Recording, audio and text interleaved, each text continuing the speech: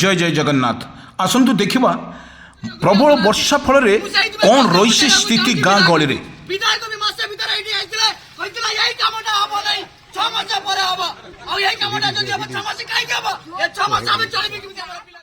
जनविजन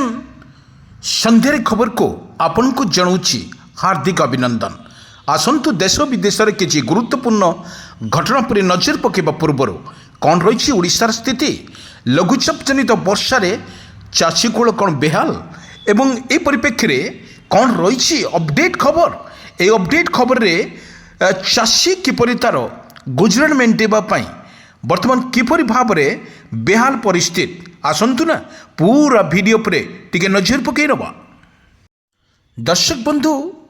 राज्य रे जारी रही लघुचाप प्रभाव रे कोरापुट रे जारी रही वर्षा लगाण वर्षा फल कृष्णपुर ब्लॉक कालीगुप्ता थाना अंतर्गत रास्तार माटी अटड़ा खसी रास्ता अवरोही यही ग्राम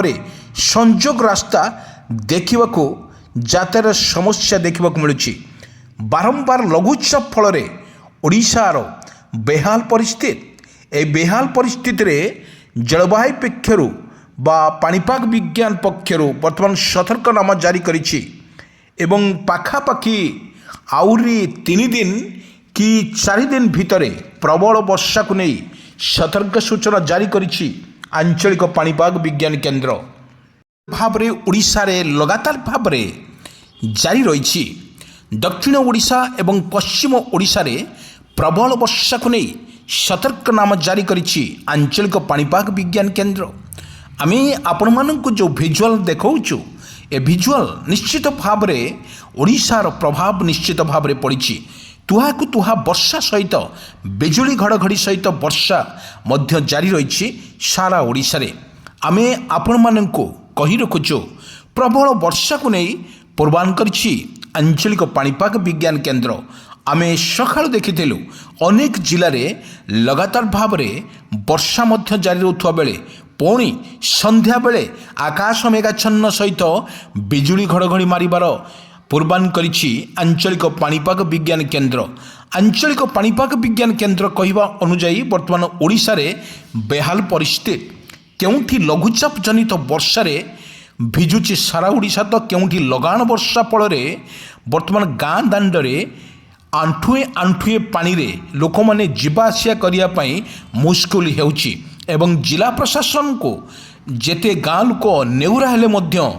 पानी निष्कासन करिबा पई व्यवस्था नथिबारु अंतचोष देखा देइछि ग्रामवासी माने। आपण पूर्व भिजुआल माध्यम रे देखिथिबे किपरि भाव रे परिस्थिति सृष्टि होउछि ओडिशा रे लगाण वर्षा फल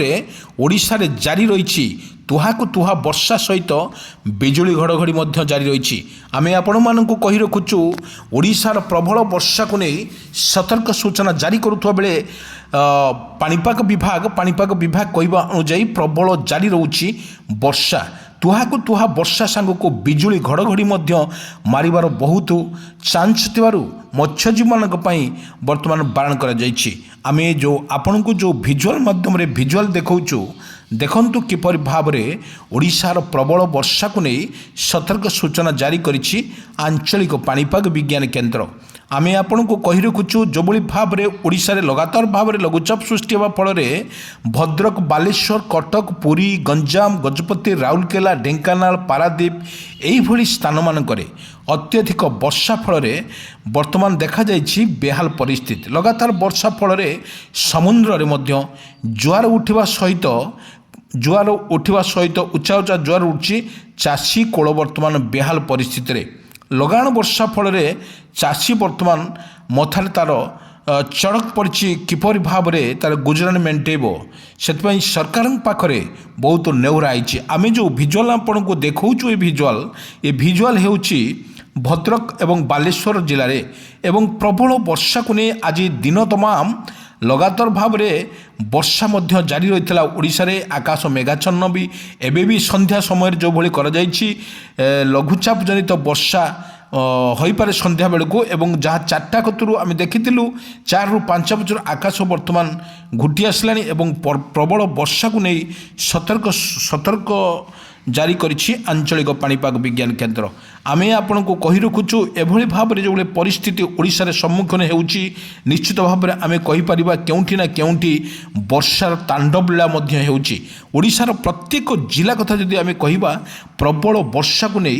ସତର୍କ ସୂଚନା ଜାରି କରିଛି ଆଞ୍ଚଳିକ ପାଣିପାଗ ବିଜ୍ଞାନ କେନ୍ଦ୍ର। ଆମେ କହୁଛୁ ଆପଣମାନଙ୍କୁ ଏଭଳି ଭାବରେ ଯେଉଁଭଳି ବର୍ଷା ଲାଗି ରହିଛି ଓଡ଼ିଶାରେ ନିଶ୍ଚିତ ଭାବରେ ଆମେ କହିପାରିବା ବର୍ଷାର ରେକର୍ଡ଼ ମଧ୍ୟ ହେଉଛି। ଏଭଳି ଭାବରେ ଲଘୁଚାପ ଯଦି ଗୋଟିଏ ମାସରେ 3ଟି ଲଘୁଚାପ ସୃଷ୍ଟି ହେଉଥିବା ବେଳେ ଯାହା ପୂର୍ବାନ କରିଛି ପୁଣି ଆସୁଛି ଆଉ ଲଘୁଚାପ ପାଖାପାଖି ଯୋଡ଼ା ଲଘୁଚାପକୁ ନେଇ ସତର୍କନାମା ଜାରି କରିନଥିଲେ ମଧ୍ୟ ପାଣିପାଗ ବିଭାଗ କିନ୍ତୁ ପୂର୍ବାନ କରୁଛି ଆହୁରି 2ଟି ଯୋଡ଼ା ଲଘୁଚାପ ହେବାର ମଧ୍ୟ ସମ୍ଭାବନା ଅଛି। ଆମେ କହି ରଖୁଛୁ ସରକାର ସବୁବେଳେ ପାଇଁ ପ୍ରସ୍ତୁତ ରହୁଥିବା ବେଳେ ସମସ୍ତଙ୍କ ପାଇଁ ମଧ୍ୟ ଯେଉଁ ଦିଆଯାଇଛି ମେସେଜ ଦିଆଯାଇଛି ପ୍ରତ୍ୟେକ ଦିନ ମେସେଜ ଦିଆଯାଉଛି ଲଘୁଚାପ ଜନିତ ବର୍ଷାରେ ପ୍ରବଳ ଭିଜିବ ସାରା ଓଡ଼ିଶା। ଅନେକ ଜିଲ୍ଲା କଥା ଯଦି କହିବା ଭଦ୍ରକ, ବାଲେଶ୍ୱର, କଟକ, ପୁରୀ, ଗଞ୍ଜାମ, ଗଜପତି, ରାଉରକେଲା, ଢେଙ୍କାନାଳ, ପାରାଦୀପ ଏହି ଜିଲ୍ଲାମାନଙ୍କରେ ଅତ୍ୟଧିକ ପ୍ରବଳ ବର୍ଷାକୁ ମଧ୍ୟ ଜାରି ରହିବ। 2 ଦିନ ଧରି ଲଗାତାର ଭାବରେ ବର୍ଷା ହେବ ନିଶ୍ଚିତ ଭାବରେ। ଆଉ ଗୋଟେ କଥା ହେଉଛି ଯେଉଁ ମତ୍ସ୍ୟଜୀବୀମାନଙ୍କ ପାଇଁ ସମୁଦ୍ର ଅଶାନ୍ତି ଥିବାରୁ ମତ୍ସ୍ୟଜୀବୀମାନଙ୍କ ପାଇଁ ମଧ୍ୟ ବାରଣ କରାଯାଇଛି ଆପଣ କୌଣସି ପ୍ରକାରେ ଯିବେ ନାହିଁ ସମୁଦ୍ରକୁ ମାଛ ମାରିବା ପାଇଁ। ତାହେଲେ ଆପଣଙ୍କୁ ସରକାରଙ୍କ ତରଫରୁ ବା ଏସ୍ଆର୍ସି ପକ୍ଷରୁ ବା ପାଣିପାଗ ବିଶେଷଜ୍ଞଙ୍କ ତରଫରୁ ମଧ୍ୟ ସତର୍କ ସୂଚନା ଜାରି କରାଯାଇଛି। ଇଏ ମତ୍ସ୍ୟଜୀବୀ ଏବଂ ଯେଉଁ କୃଷକ ଭାଇମାନଙ୍କ କରାଯାଇଛି ବର୍ତ୍ତମାନ ଯେଉଁ ଅପଡେଟ୍ ଖବର ଆସୁଛି ଯେଉଁ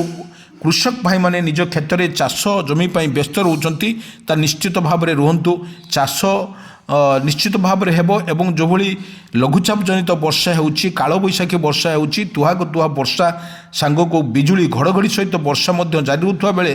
ତାହାର କୌଣସି ଅସୁବିଧା ନ ହୁଏ ସେଥିପାଇଁ ସରକାର ସବୁବେଳେ ପାଇଁ ପ୍ରସ୍ତୁତ ରହୁଥିବାର ମଧ୍ୟ ଜଣାପଡ଼ିଛି। ଆମେ କହି ରଖୁଛୁ ଆପଣମାନଙ୍କୁ ଲଗାତାର ଭାବରେ ଓଡ଼ିଶାର ଯେଉଁଭଳି ଲଘୁଚାପ ସୃଷ୍ଟି ହେଉଛି